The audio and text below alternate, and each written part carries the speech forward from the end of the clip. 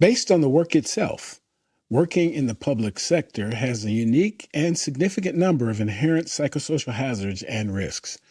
We'll chat with the leader of a group established specifically for safety professionals that face the challenges associated with public service. Up next on this episode of the Psych, Health, and Safety USA podcast. From Flourish DX, this is the Psych, Health, and Safety USA podcast. As workplace mental health has become a global priority, there's a greater focus on addressing psychosocial hazards. Each week, we look at psychological safety from an occupational health and safety perspective. Let's talk psychological health and safety. Welcome to this episode of the Psych, Health, and Safety USA podcast. I'm your host, Dr. I. David Daniels, and I want to thank you for tuning in. Our goal for each episode is to increase awareness of the importance of psychological health and safety by learning from the lived experiences, research, and expertise of our guests, as well as advocating strategies to reduce harm and minimize vulnerability to psychosocial hazards in the American workplace. Public sector occupational health and safety professionals face a unique set of challenges shaped by politics, resource constraints, and the high-risk nature of government work. They often operate with responsibility without authority, legally accountable for safety outcomes, but lacking the power, budget, or organizational influence to enforce needed changes. This creates chronic role conflict and moral distress. They also work under public scrutiny, where every injury, incident, or compliance gap can become a media or political issue. At the same time, many agencies struggle with under-resourcing, outdated equipment, insufficient staffing, and limited training budgets, even as they must comply with complex regulatory frameworks across OSHA, NFPA, DOT, EPA, and state rules. Frequent leadership turnover and shifting political priorities disrupt long-term safety planning, making it difficult to build a consistent program or sustain cultural change. And because public sector work includes policing, fire rescue operations, corrections, transportation, and public works, OHS professionals are exposed to elevated psychosocial hazards themselves, high demands, low control, traumatic events, and pressure from both unions and management. The result is a profession carrying heavy occupational, operational, emotional, and ethical burdens while trying to protect workers in some of the country's most challenging environments. This is a really familiar conversation for me, given the fact that I learned the safety profession in the public sector. And so this will be a really interesting conversation. So let's get it started with an introduction of my guest by my guest, in this case with this question: who is Randy Milliron? Who am I? So let's talk about Randy in the third person. That's awfully awkward. How I got started in safety, just kind of give you my safety journey. So over 28 years ago, I took a job at a small 50-person repair facility, started out as a parts cleaner, moved up to truck driver, and then in 96, they asked me if I wanted to be our new quality control coordinator. They knew I was cheap and I was good with a computer, so I was a perfect fit, and it got me off the shop floor. So I took that role, and then in the latter part of 97, the general manager called me to his office and asked me if I knew that the safety coordinator had put in her 2 weeks, and I said, yeah, I had. And he said, well, is that something you'd be interested in doing? And it's funny, David, because the only question I asked him was, well, does it come with a raise? And he said, well, yeah, sure. And he goes, oh, no, but take your time. Think about it over the weekend. I knew right away that I was going to take it. And so the ironic thing that he was so detached from safety that he would say, oh, yeah, you're going to spend like 80% of your time in the quality lab, calibrating our devices and stuff. And then 20% you'll be, filling out reports. I'm like, okay, that sounds, yeah. So I talked it over with my wife. We agreed that this was a great career. I didn't realize it would turn into a career, but hey, something I could do in the meantime. And for the first 6 months, I did not step foot once in the quality lab because I was so involved in finding out what all this safety was about. So I worked there for 9 years in safety, and then I decided the next, I guess, area where you can advance into is our surface coal mines. We have 10 to 12 surface coal mines in the Powder River Basin. It's a 100-mile north to south strip of coal mines. So I took my first job in a coal mine as a safety analyst, and then eventually moved up to safety supervisor. I ended up working for 3 coal mines, two mining companies at 3 different mines.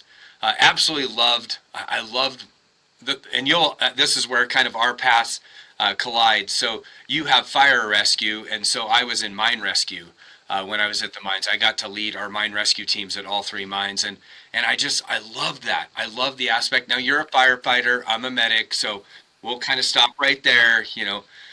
EMS always waiting on firefighters, firefighters always waiting on EMS, and we get together, we say we're waiting on the cops. But so I loved that aspect of it, getting kind of thrown into, for the first time, leading a team.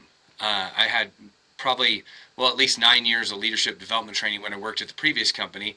And so I wanted to take what I learned and then and really try to teach those kind of soft skills to our mine rescue captains and co-captains. And I love that. That was the aspect of my job I absolutely loved. The logistics of planning everything, coordinating. I mean, I had a 45-person team at one mine. Then I transferred to another mine that had 65 mine rescue technicians. So firefighters, EMTs, rope rescue, the whole works. So, and then it was interesting. I was invited to a free lunch. A good friend of mine had asked me to lunch, and I said, yeah, sure. Who's going to turn down a free lunch? And I like food. So we went there, and I guess I was kind of venting about working in the mines, and it kind of had lost its luster. This mine that I had worked for at that time, it had filed Chapter 11. So we really didn't know, what that was going to look like. My safety manager came to me and said, or I asked her, I go, so should I start pad up my resume, kind of update my resume, because we're leaving? And she said, no, Randy, they're always going to need safety. So we're safe. And so anyways, I was at lunch with this friend. And so I guess I was venting about, maybe we'll get into it later about a little more about my background, but I was venting about kind of tired of working at the coal mines. And she asked me a question, which actually I did not realize was going to change my whole career. She said, Randy, don't you think it's time to get out of safety? And I was like, whoa, no, I mean, I love safety. And she goes, well, let me say it a different way. Do you think it's time to get out of mining? And that's all I needed. I was like, you know what? Yeah, that's a great point. And ironically, one of my best friends reached out a couple weeks later and asked me if I was putting in for the job at the city. They had a safety manager position open. And so I asked him, I'm like, send me the information. I'll take a look at the benefits and stuff. And, I knew there was going to be a major, salary difference. But so I said, yeah, give me the information. And I said, well, why are you asking me? And he goes, well, because I want to put in for it too. And if you're putting in for it, I'm not going to because they're going to pick you. I'm like, oh, no, you can't improve your interview skills, all those kind of things. But ironically, at that interview, it was towards the end. I've been on when I was at the mines, I was on a recruiting team. So I'd been on the other side of group interviews, and I knew what you're looking for. And so when they get to the end of the interview and they're like, hey, David, do you have any questions for us? Man, I opened up my Padfolio. I had lots of questions. And it was interesting because with every question I asked, because I did not know anything about the public sector at that time. We've lived in Wyoming for over 30 years, but if solid waste is picking up our trash cans and, we have water, you don't really have an issue with, the city you work in. So, but with each question I asked, I just got more and more excited. And I remember, at the end of the interview, they're, well, thank you for your time. And so I asked 2 questions. One, I asked the HR director it's kind of funny, I did this play on words. I said, so when I get the job, you're going to be my boss, right? And he said, oh, yeah. And I'm like, I already got the job. All right. But I asked him, I said, so can you tell me in the last year, how many incidents the city has experienced? And he kind of sheepishly looked at the HR specialist and said, I don't. And I'm like, oh, okay. So I looked at the HR specialist and I said, so you're in charge of handling all workers' comp claims? And she's like, yes, I am. And I'm like, okay, can you tell me how many active open claims you have right now? And she kind of looked back at the HR director and was like, maybe 10. I'm like, okay, great. So I got done with my questions, and the HR director asked me, he goes, well, do you mind if I ask a follow-up question? And I quickly said, well, you're my boss. And so he asked me, he goes, well, why did you ask about the incidents and the workers' comp claims? And I said, well, if you're my boss, I would expect you to know the amount of workload that I'm going to be under. And I said, I'm a safety supervisor for two coal mines, or two mines for the same company. I have 425 employees at one mine. I have 350 at the other. I can tell you how many active MSHA open inspection days we have. I can tell you when's the last lost time accident. I can tell you what active workers' comp claims are open, because that's my job. And I remember, David, leaving the interview, and that, hey, we'll let you know in a week. And I had to tell myself to walk to my truck, like, just be cool, keep it cool. I walked to my truck, I drove a block away, I got out, and I did a dance. I was like, I had never wanted a job more in my life. There was so much low-hanging fruit that was in my wheelhouse that I knew I could make an automatic impact to the safety culture at the city. And I was so excited to get that position. And I've been in that position for the last 10 years and absolutely love working for the city. Right. Oh, absolutely. So that's going to be the primary focus of our conversation, is how, and particularly those differences that you found between being in the, private sector mining and then in the public sector in general. But before we get there, one other question that I ask everyone who comes on: what does psychological health and safety mean to you? Well, I mean, that's a great question. And I have to be brutally honest with you. In doing the research to have you on our webinar, I had to do my own research. So I read your book, and I was trying to figure out, because I really think, and no disrespect to the term, either psychosocial or psychological, it's kind of been a new buzzword. So over the last 10 years, and we'll get deeper into this topic later, obviously, but I really feel that it's something it's hitting a lot more buttons right now. People are being more aware of what that means. And for me, it's going to sound really cliche, but I really think of psychological health and safety as total worker health and safety. So it's not just the physical hazards that they're exposed to, whether it's a chemical or something like that. It's what is the work environment that they're in, and how do they respond to their leader, their coworkers? And it's something that the thing that I'm really excited about is it is something new, and it's a new way you can be more relatable with your workforce. I'll use one of my favorite John Maxwell quotes is, everything rises and falls on leadership. And if you have a good leader, a good boss that is relational with you, knows your wife, knows your kids, those kind of things. It doesn't need to be all, into the personal stuff, but they know you. It's not, hey, David, hey, did you catch the last Falcons game? It's farther and deeper than that. It's like, other than, hey, what did you do this weekend? And giving them the opportunity to actually converse and have that conversation, and that builds that relationship. And I think in my 28 years in safety, ironically, when I was preparing for a presentation at one of the national safety conferences, the topic was quiet quitting. And so I was really, really interested in this. Obviously, it's been around for like decades, but it really came to light post-COVID. So people were asked to do more with less, and really didn't have that opportunity to address any mental health issues that those things brought with the pandemic. So I really think that for me, psychological health and safety really means obviously total worker health, and being able to be open enough to have those conversations with your supervisor, with your coworkers, without fear of retribution. Right. Yeah. I appreciate your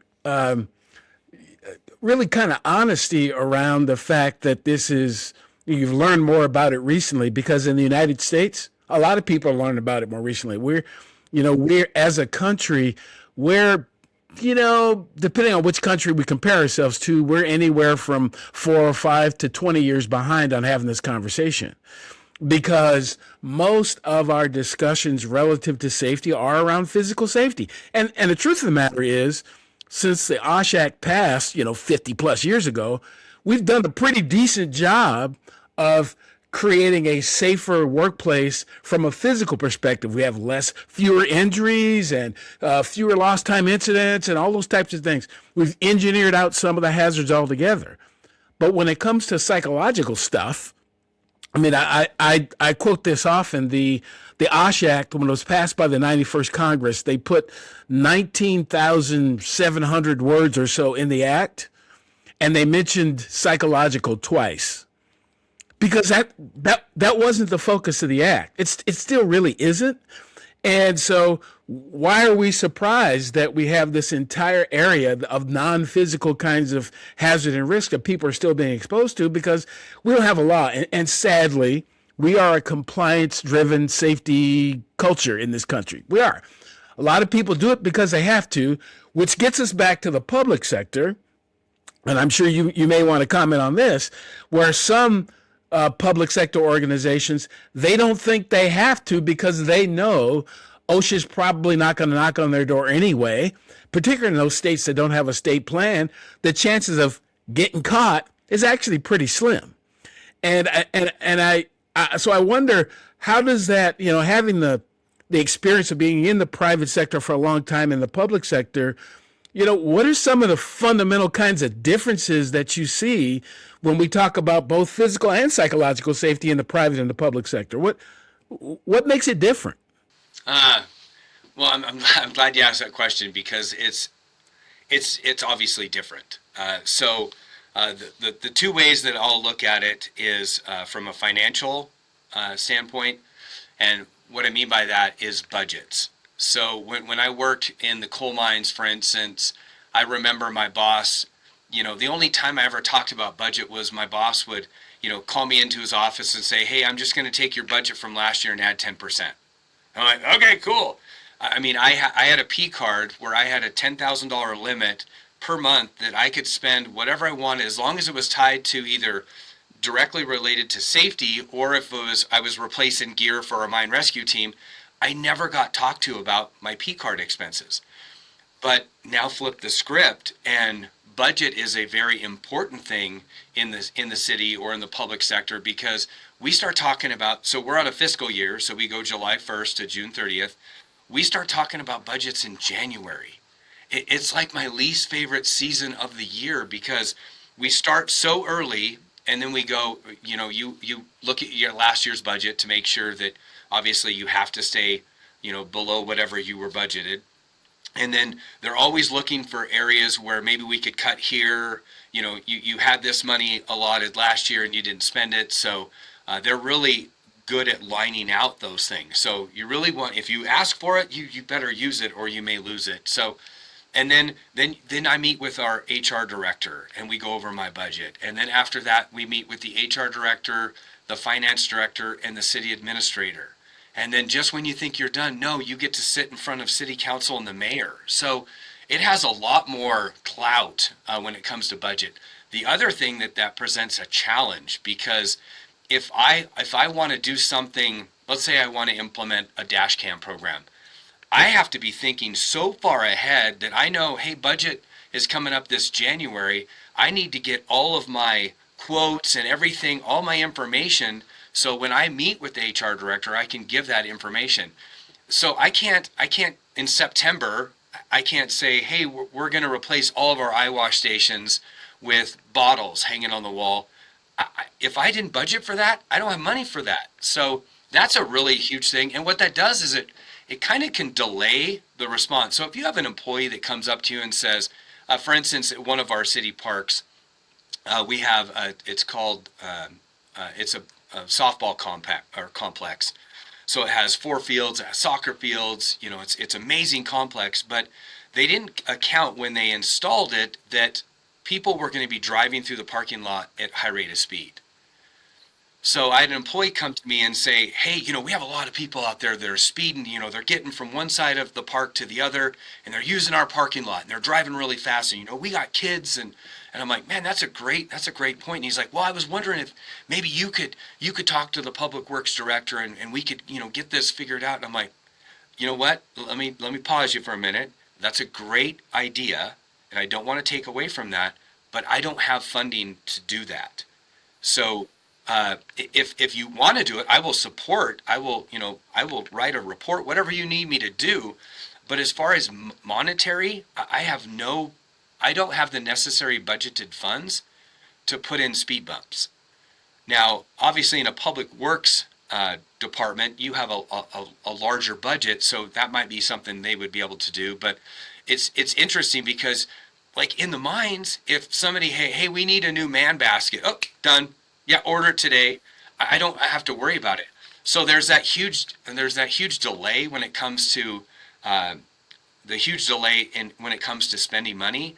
And you have to plan so far out that, let's say you go to a safety conference and I'm in the vendor expo and I see something that I just have to have. It's kind of depressing because you realize, okay, it's June. There's no way I'm going to get it on the budget this year. So I have to wait 6 months to get it. Now, obviously, there's different things you can do in city government. You can address the budget amendment, those kind of things. But those get you on the radar, and those are really hard to get pushed through. So that's my major difference between the two, is that budgetary and funding. Yeah, and again, this sounds so familiar. I've spent a lot of time in a lot of local governments. As a matter of fact, most of my working life in local governments, and the challenge I found is twofold. Issue one is, too often, and I'll say this, local governments look at their budget and decide what they're going to do, as opposed to deciding what they're going to do and then finding the budget. I think they do it kind of backwards because you'll never have enough money to do everything. Never. There's never enough money to do everything, but there's always enough money to do the really important thing. And I think that's where the challenge is, local governments, again, this has been my experience, sometimes have difficulty prioritizing. And what they tend to prioritize is the stuff that they think that the public wants to hear. For example, we got to go out there and take care of the public. The challenge is taking care of the public requires you to have human beings to do it. Now, if you want to have a machine do it, that's a different thing. I mean, that's not good or bad, but often they, will focus past the workers and past the people who have to actually do this stuff and run out to the community and talk about how we're going to take care of you. And I think it's difficult to really, even when we talk about safety, how can you keep the public safe when you don't really know how to keep the people in the cubicle next to you safe because you don't know how? I didn't say you didn't care. I said you didn't know how. I think a lot of folks, they care, they really are interested. That, most of the folks I work with in government, they were there because they loved their jobs. They loved taking care of people. They loved being helpers. That's who they are. That's probably why they stayed for, 10, 15, 20, 30, 40 years, because they love it so much. But they tend to lack, what I found is that there's a lack of real safety expertise. There tends to be like one guy, two people, whatever, for hundreds of workers. And there's all these different things going on. You can't possibly know what all of them are, but you can know about the risk that people are exposed to. So sometimes there's a lack of focus on what's important. And then there's a lack of investment in the things that they say are important, because there's all these other things that, we said this was important, but we spend money on that. I mean, if you look at, again, I'm saying this, but if you look at our federal government, we spend a lot of money on the military and not near as much, as I believe, on protecting the human beings who are working in the government. So is safety really as important as you say it is? Because if it is, the investment over here is actually going to save you a bunch of money. And this is a, insider safety conversation, but if we're having this conversation about physical safety, when you bring up the next topic, when you bring up non-physical stuff like mental health and all of that, it gets even further afield because people don't think it's a thing.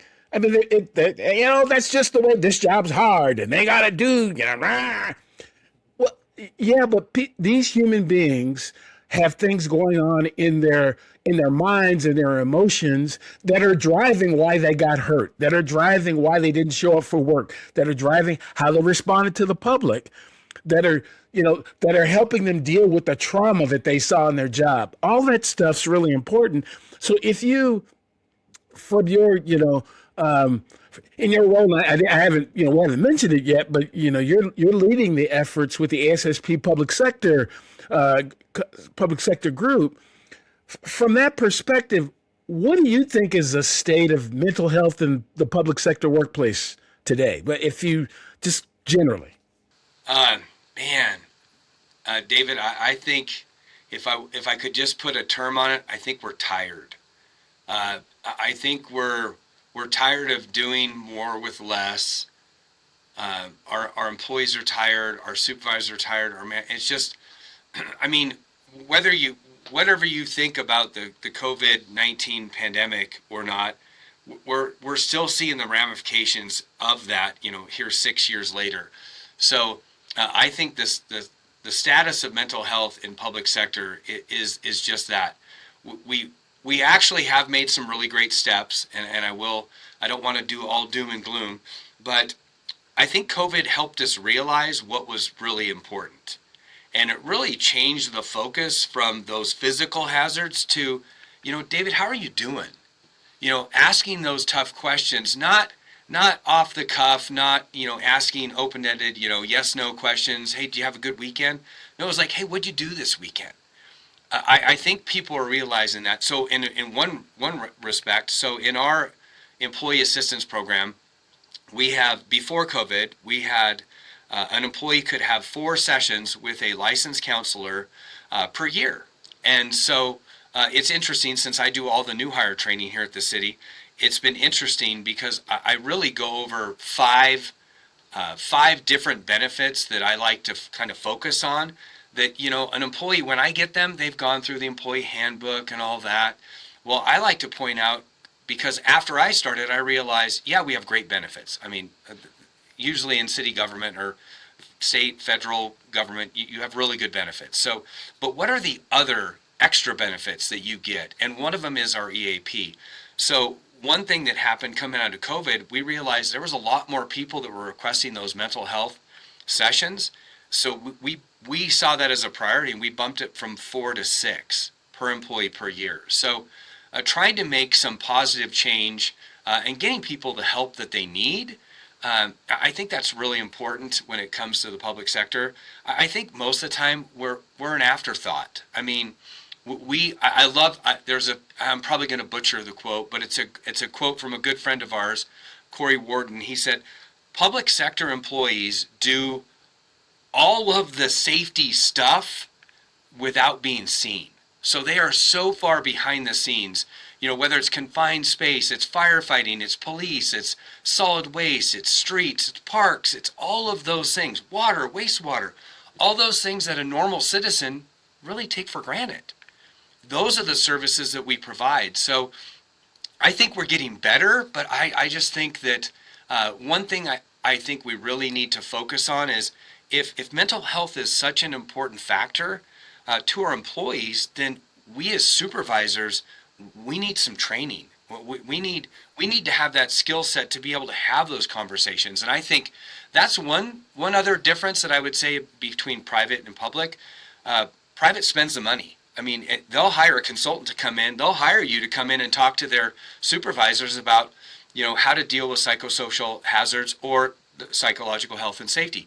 Whereas in the public sector, back to budgeting, if I want to have you, I got to start planning a year in advance. So, but the problem is right now. So yes, there's some, discretionary funds that you can do to hire, somebody to come in like that. But that's what I think in the public sector versus the private sector is I really think they're able to pivot a lot faster than we are in the public sector when it comes to mental health awareness. Do you need more psych health and safety in your life? Then head over to the Flourish DX Academy for several free on-demand e-learning courses.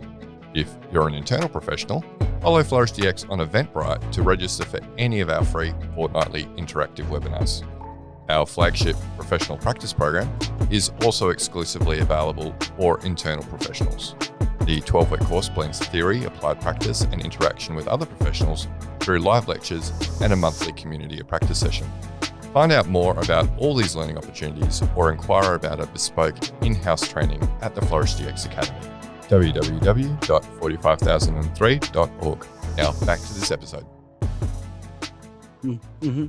I heard, I don't know when, some years ago, that government moves slow intentionally. And it sounds funny, but it moves slow intentionally so no one group, no one, influence can overtake, the rest of us. It takes a while to be able to do that. So, and there's a part of me that accepts that's probably the way it should be, because if it moved even faster, people would be able to get in and do things that were good for them, but aren't good for us. So there's a part of me that says being a little bit more deliberative, being a little bit slower than some of the, kind of turn on the dime, it's not all bad. It's not all bad. Now, on the other hand, I think this also, though, particularly for leadership in the public sector, it requires public sector leaders to look further down the road and to plan further in advance. That's it. You can't wake up one morning and go like, hey, this is a good idea. It'll never happen. Never. You'll forever be talking about, we need to do this thing. And sometimes it is the planting of seed today that's going to come up in next budget or 3 budgets from now. But that's what makes, the folks who do this job in the public sector, kind of unique. You got to be different. I mean, I've heard people say sometimes that we should run government like a business, and I totally disagree, because it's not a business. It's not going to make a profit. Government exists for social value. It exists so we'll have a better society. And most of our really, really huge societal problems, though business influences them, government ultimately has to solve them, because that's what it's there to do. So I think sometimes, the public sector kind of takes a bashing from people who believe, oh, yeah, we'll just throw some money at it, grab a couple of consultants and they'll fix it. It's not that easy. It really, people have different challenges, different concerns, different issues. It's just different. But, one of the things that you mentioned, I think is important, that might actually be maybe a little bit of an advantage. Typically, the public sector, the benefits will be better because the pay is not going to be as great.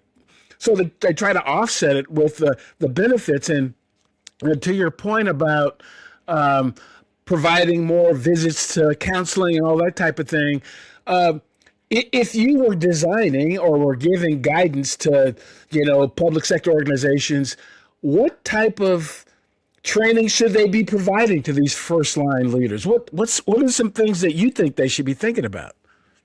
Well, I think they honestly just need to have the conversation. So instead of, walking around with blinders on and, let's say you're a member of a dysfunctional division and the leader is non-confrontational and walks around with his blinders on, everything's great here in this division. I think that does our employees more of a disservice. So finding the people like yourself where you can bring in and actually to have the conversation and provide those soft skills to the supervisors, because, for instance, I think it's in the industry, whether it's private or public. So if I'm a really good mechanic, what do? They promote me to a supervisor position. But do they give me the skills necessary to be a good supervisor? No, they're relying on the fact that I was a good mechanic. So if they put me in this new position but don't give me the skills to be a good supervisor, I'm going to fail. There's only I'm in the Gen X generation where it's roll up your sleeves and get to work. So if I'm not providing, the company is not providing training, then I'm seeking it on my own. I'm on Google. I'm finding out, hey, what are some, what are the great top 10 things a leader needs to do? I need to do those. So that's where I really think we need to focus when it comes to mental health awareness or psychological health and safety is we need to train up our leaders so they have the skill set to address any of those issues that come up down the road. Because in private sector, obviously, I mean, you've got the funding that you can do a knee jerk and say, hey, we're having a quality issue. Let's bring in a quality consultant. Well, that's totally different. And what you're saying in the public sector is, yeah, we have citizens that we're responsible for. We provide services to our citizens and our community. So it is really different. But having the opportunity to have the conversation with our employees to talk about mental health. Now, I mean, probably just 10 years ago, Bob and Paul aren't, out on a job talking about, their mental health awareness. It probably carried a negative stigma. Matter of fact, I was doing a new hire training with one of our officers. He had worked for our city a long time ago. He went to the sheriff's office and went to other different places, but then he decided to come back. And when I was talking about EAP, for instance, I said, I kind of was telling him how important the program is and, the different benefits. Obviously, he got to hear from our wellness lady, and so hear all the benefits of it from an employee handbook standpoint. But what I do is I go a little deeper, and he actually cut me off. He was like, Randy, he goes, our EAP program probably saved my life, because he was actually on a call where he witnessed a suicide, like right in front of him. So, 20 years ago, the lieutenant or sergeant or corporal are like looking around the table and say, you good, you good, you good. And everyone was like, yeah, yeah. Inside, they're not good. So giving that opportunity to actually meet with a counselor. And the ironic thing is this police officer said, he goes, there was such a negative stigma in the police department, probably in the workforce, about mental health, that if you mention that you were seeing a counselor, well, you must be broken. There must be something wrong with you. Whereas we've come 100-fold the other way. Now it's more talked about. But he said that he was so apprehensive about being seen at an appointment, he actually found a counselor that was out of town. So it reduced the chance of him being seen by any of his coworkers. So I think we've come a long ways. I mean, I think we have in the last 20 years, but I just think we need to have an open environment where we can have those conversations. So a person feels safe that they can come and most companies have, I'm going to be cliche again when I say open door policy. If I'm not getting it at my supervisor's level, I can go to his boss. Well, that coming from fire service, the retribution that can come out of that. Because like in a situation, let's say an employee has an issue with their boss and they go to HR, what's the first phone call HR makes? It's to his boss. So yes, it's confidential, but they're going to have the conversation with the supervisor or manager. And then how is that going to affect that working relationship now? It's if it was fragile before, man, it's fractured now. But some of the other programs, if I had the opportunity, you gave me a magic wand and I could create the best total health program for our employees, obviously it would be like, I'm just going to take a sheet out of our own book. So wellness committee. So we actually have a wellness coach that is on site that meets with our employees, that one-on-one. So it can be somewhat, in my sessions, it can be kind of a counseling session. I'm not there to talk about my body composition. I'm talking about the struggles I have with food or weight loss. It's talking about that mental health aspect. So, how happy are you in your job? So our wellness coach, that's one. EAP, I already mentioned. Obviously in government we have great benefits, and so the opportunity to serve on committees. So we have, I think, 4 or 5 different committees that our employees can serve on. What that does is that gives them a voice that, whether it's the employee recognition committee, the wellness committee, we have an emergency response task force that I'm a part of. We have our safety committee. All of those different committees give our employees an opportunity to have a voice and share their knowledge and expertise in that group setting. So I'm trying to think, I was thinking of a couple other ones. I had to write them down because there were so many of them. Oh, now let's just talk about time off. So when you talk to somebody in the private sector, what do they get? They get vacation days, and they might get, what do they call them? Personal days. Well, here at the city, obviously we get vacation days, but you get sick days. So you get, and those are things that, let's say another employee has ran out of their sick time. You can actually donate your sick time to them to help them. So again, another way of brother looking after brother, sister looking after sister, that time off that you have. And then, if you need to take a sick day, other organizations, and I'm not taking away from this when I say this, but we don't call them this here. We call them sick days. We don't call them mental health days.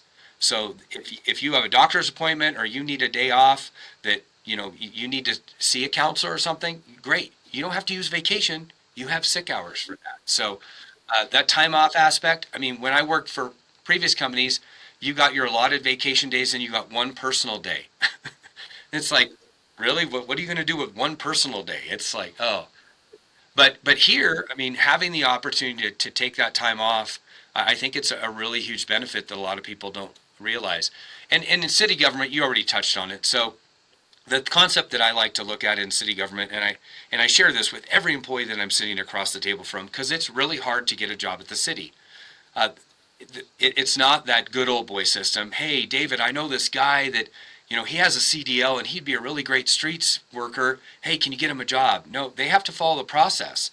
And so for somebody to be sitting across the table from me, they've nailed the application, they nailed the interview, because if they didn't do either of those, they wouldn't be sitting across from me. So the things I talk about, the benefits is our employees. Our employees are our best resource. They are fundamentally strong. Our different work teams that we work together, a very confidential and consistent HR department that I get to work with. Those are some of the benefits that really, if I had to map it out, obviously we also, in line, I forgot to mention this, in line with our wellness program, most corporate wellness programs will, hey, let's give you a health club membership discount or something.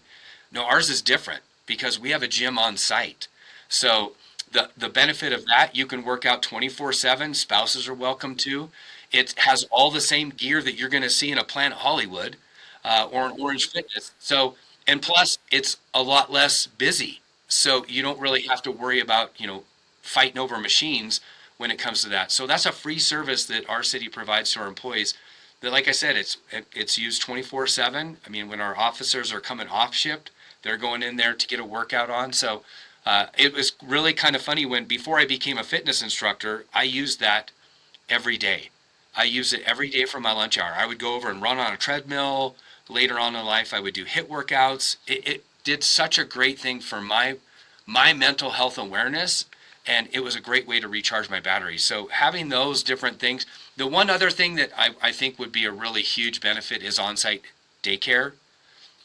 I know that can be kind of hard and difficult, but if you have an employee that knows that they can go down and check on their child, during their work shift, man, you're going to have a more loyal employee that's going to stay for the long time. And that kind of takes me to my last roundup of this benefit is, so when I first started, I realized I'm an Excel junkie, and I'm really bad at names, so I created this kind of spreadsheet to say, where everybody was, what department, what division, had a little picture from their little key card, and then it had their date of hire. And when I did the date of hire, I did a quick formula, and the tenure when I first started was 11 and a half years. And that told me a couple things. One, the employees like their job, they like their supervisor, they like what they do, they like the pay, they like the benefits, because if any one of those 5 things, they would have already been gone. So, and it was funny when I brought that up to the HR director at the time, and he was like, well, what's the tenure, at the coal mines? And I said, like 2 years? I said, it's totally different. So it's a benefit that most people don't really talk about. Right. Yeah, it's actually really great to hear someone in the public sector talk about their experience in a relatively positive way. It's not that way for everybody. There are a lot of public sector experiences that are really, really difficult. They're tough. And what makes them difficult is not they themselves or the other people that they're working with. It is the systems that are or are not in place, because all this stuff is about systems. It's not about any one person. It's about a system that believes if we invest the money, so this goes back to our other conversation earlier, if we invest the money and have our own fitness facilities here, then we don't have to, give people a, gym membership down the street. We have our own. We've handled that kind of internal. So they're going to get better value. It's going to be better for everybody. The environment's going to be more controlled. It's going to be safer for them. And if we could get more people, when they think about the public sector, to think about it in that way, the public sector. So I find it interesting that we say we're, a representative democracy, but then when we go to work, we, think that that's supposed to be an autocracy. And the fact that people ought to have the opportunity to be involved, and government may be the place where we show the public sector or the private sector, how that's done. People who are involved in something are going to have less complaints about it. They're going to feel better about it. They're going to trust it more because they had a voice. They had an opportunity to say something, as opposed to, I'm the boss, do what I told you, and if not, I'll find somebody else. I think a lot of these organizations who don't figure that out, I think they're probably going to be out of business in the next generation or so, because the Gen Zers and Gen Alphas aren't going for it. They're just not. They're not going to just be told what to do, because they're often smarter than the person that is telling them what to do anyway. So before we close, I wanted to talk a little bit about the fact that you're serving as the administrator of the American Society of Safety Professionals Public Sector Special Interest Group. So talk a little bit about what the group is, because some people may never have heard of it. And, some of the things that the interest group gets involved in your role. So it's interesting, and I have to take a moment to really thank the people that have come before me. So I started in 2019 with the public sector practice specialty, and it was, again, people are going to think of me a little differently when I say this, but I saw this like sandwich board that was outside one of the rooms that said, I actually have it hung up on my board as a kind of a reference, but it's actually the Council of Practice and Standards Award Luncheon. So what did I hear? Free lunch? All right, food. So I walk in there, and the staff are setting up the tables, and on each table they have a little table tent that says, like mining, oil and gas, training and consulting, management. And so obviously I was kind of walking towards the mining table and wait, Randy, you're that's not you anymore. So I found one that said public sector. So I was like, hey, that's kind of what I do. And so I sat down at the table and really didn't know what I was doing there. But then two people came and sat at the table, and they read your name tag, and they're like, hey, Randy, how long have you been a part of the public sector? And I'm like, about 35 seconds. And they're like, oh, really? And I'm like, yeah, if I need to leave, I'll leave. I just saw that you guys were having awards luncheon. He's like, no, stay. And so they asked me, where I worked and stuff. And so we started talking. And so he was the assistant administrator at the time, Brandon Hody. He goes, hey, in fact, our practice specialty is receiving an award. So when we go up there, you should come up there and get a picture with us. And I'm like, I'm not part of your, well, you are now. And I'm like, okay. And so he was actually talking to Lori, who was the administrator at the time, and they're doing this like, whisper, look at you, whisper, and I know something's going on, and I'm like, what's going on? And they're like, well, you'd be a perfect candidate for our leadership development position. And I was like, you just met me. And I'm like, okay. So one, they must be really desperate, but no, I'm just kidding. So I said, yeah, I'll think about it. And they spent the next few days really telling me what the chairperson does.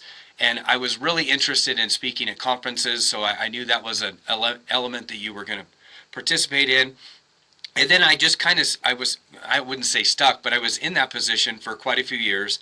And then, the changing of the guard, the assistant administrator serves 2 years, and then they roll up to the administrator for a 2-year term. And so I remember we're in one of our advisory council or committee meetings, and I get this instant message, in Zoom from one of the other members, hey, would you be interested in being the assistant administrator? And I started to have to, like city government, thinking far out. I'm like, okay, that's going to be 4 years of my life. Do I have the time? So I had to kind of really analyze it, but I accepted that position. So, and but what public sector really means to me is we have. I think a little over 1,000 members in our practice specialty. So what we provide is an opportunity for, if you have a question or you're struggling with something in the public sector, we have a great sounding board that, instead of trying to reinvent the wheel, which we probably all have done in our professional careers, especially before the internet, is you're looking through publications, you're looking through textbooks on how do I implement a new risk assessment in my facility. If you don't know it, you've got to go find it. But in our practice specialty, we have so many subject matter experts that you go onto our community page or our LinkedIn group and you ask the question. And it's really surprising, because then you'll have other people that have been doing it maybe longer than you or maybe not longer than you that have great ideas. So it's really kind of cool to look through those different ideas and go, man, I really think that one will work here, where I work currently. So that's the one thing that I love about the public sector. It gives us a common language, really, because we all know, whether it's fire, EMS, police, public government, city government, we kind of all speak the same language. So it's not like you could put a public sector, safety person and put them in mining and get the same effect, because two completely different jobs. So I think that's what really it stands out to me. And what actually, it's kind of funny that we're having this conversation today, because in 2019, so that's when I started. In 22, I happened to be walking through the expo hall, and there was this person. He's on the, what I call, on the speaking tour. He speaks a lot of the safety conferences, and so I recognized him. I had attended a couple of his sessions over the years, and I was gonna say hi, but it's kind of that awkward moment. They don't really know who you are, and you just kind of like, oh, they don't know who I am, so I'm just gonna not even bother. Well, as I walked by, he was like, "Hey, Randy," and I'm like, What? Like, he knows my name? I'm like, my gosh. So I walked over. I'm like, hey, how's it going? He's like, hey, how are you enjoying the conference and this and that? And I said, oh, really, really well. And he goes, one thing, he goes, I really need to challenge you. And I'm like, okay, one, I'm excited that he knew my name. But two, now he's going to challenge me? I don't need more work. So he said two things that really changed my whole career. And one was, Randy, you really need to get more involved. And I said, well, I'm already, the professional development chair for public sector. And he said, well, have you ever thought about, moving into that leadership position? I was like, yeah, no, not really. And he said, well, I think you do great at it. I'm like, okay. And he goes, and the other thing is, he said, the reason why I say that is because you have a story to share. And I'd never before thought in my 28-year career that I could share the stuff that I had gone through that might help other people. So this same person, so I'm speaking in, let me see, I want to say it's 2023. I'm in, I think it was San Antonio or Austin. I was doing my quiet quitting presentation, and we got done, and where you get done and you ask, are there any questions? And of course, it's kind of like church mouse. No one really wants to raise their hand. And then when you excuse them, they kind of walk to the front of the room. Right. They had a question, but they just didn't want to ask it in the group. And so they're coming up. And so this gentleman comes up and he said, hey, Randy, great presentation. And for one, I'm like, this guy is so, like, he's top tier. I'm like, one, what is he doing in my session? And two, he goes, I'd like to introduce you to this person. And he introduced me to the person that's in charge of the National Safety Council, their conference. And so I sat down with her and started talking to her, and she was like, man, great presentation. We need to have you at our conference. And I never even thought about putting in for NSC. So that involvement, that volunteer leadership really led me to speak more. I speak probably, well, this year I'm speaking 6 different times, which is amazing. I've been on podcasts, I've been on webinars. So it really opened up the door to a part of my career that I really never thought about. I mean, I love public speaking, but when I'm talking to like 30 guys or 30 employees, speaking to a room, which is ironic because the very first time I got to speak was at ASSP in Chicago in 22, and I got to serve on a plenary panel, which at the time I didn't know what that meant. And, we're doing a lot of behind the scenes, Zoom meetings. leading up to the event. And I remember it was the last, oh gosh, I wish I could remember his name. So we were at probably our last session we were going to meet before we met back in Chicago. And so I'm over there and I Google plenary. And I look at what it meant. And so I guess the look on my face was pure shock, because he actually asked, "Hey, Randy, are you okay?" And I'm like, I just read what plenary meant. And so they all kind of start nodding their head.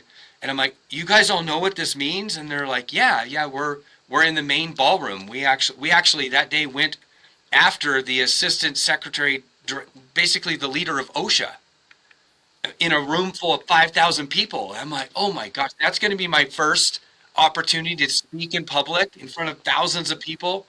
But it went so well. I was so excited after it was done. The panel was on public sector, so it was well received. But I have to share this funny story. Good friend of mine, Alex Ruiz, we've served on different BCSC or BCSP boards before, different teams that we've worked on. And so I caught up with him in the hall like the day before I was supposed to go on this panel. And I said, you've been an MC, you've been up there on stage, and, do you have any advice for me? And he said, "Oh yeah, Randy, it's simple. It's going to be so easy." I'm like, "Okay, cool. Well, give it to me. I'm ready to learn." And he said, "When you're up on stage, you're going to see the first 4 rows. That's all you're going to be able to see, because the lights are going to be turned down." Like, okay, he goes, "So you need to identify with someone, in the front row, and they're going to be your confirmation person. You're going to look at them, and when you're speaking to them, and they're going to give you the head nods, and they're going to affirm what you're saying." I'm like, "Man, that's great. That's awesome." Okay. So I'm behind the stage. We're getting ready to go on. The MC is announcing that the expo hall is open. And so we're still behind the curtain, so I really can't see anything. And I'm the last person that they introduce. So they're introducing the other 3 panelists, our moderator, and then our moderator is introducing the 3 panelists. And so they're like, "Hey, we'd like to introduce, Randy from public sector from Wyoming." I walk through the curtain, and when they open the expo hall, they open up all the doors in the back of the ballroom.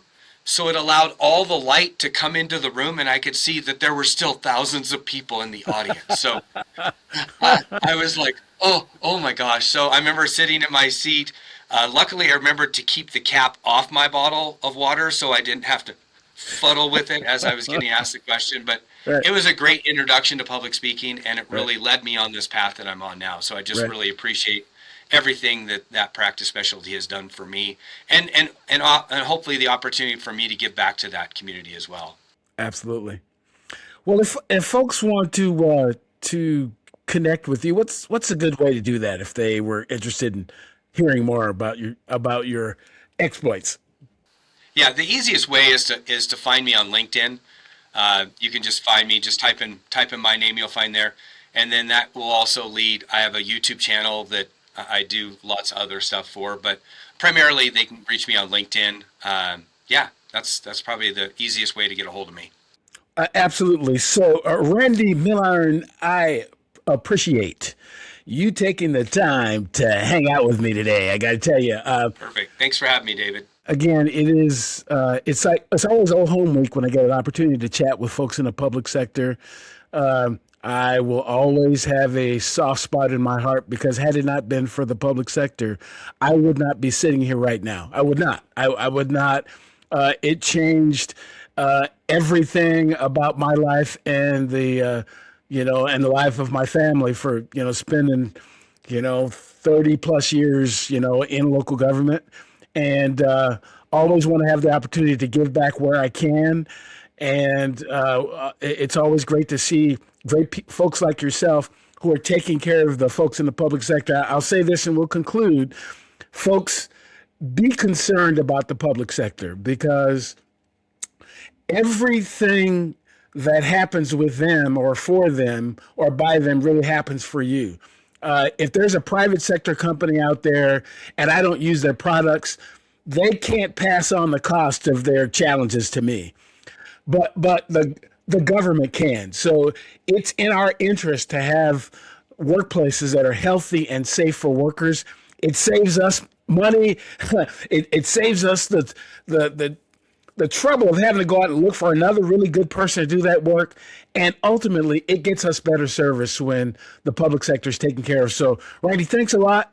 I appreciate you taking the time to hang out with me, and hopefully you've enjoyed it as well. So for those who might be watching or listening to the podcast for the first time, welcome. I hope something that you've heard will bring you back to future episodes. Previous episodes of the podcast can be found at psychhealthandsafetyusa.com. You can watch, like, subscribe, and share the podcast on the Flourish DX YouTube page. And please do join the Psych Health and Safety USA movement by connecting and becoming a subscriber on LinkedIn. So until next time, stay tuned and look out for the next episode of the Psych Health and Safety USA podcast. Tune in each week for new episodes of the Psych Health and Safety USA podcast. If you have a story or know of one that needs to be told, reach out to us on LinkedIn or send an email to David at id2-solutions.com or go to the Flourish DX website at flourishdx.com. We'll see you next time.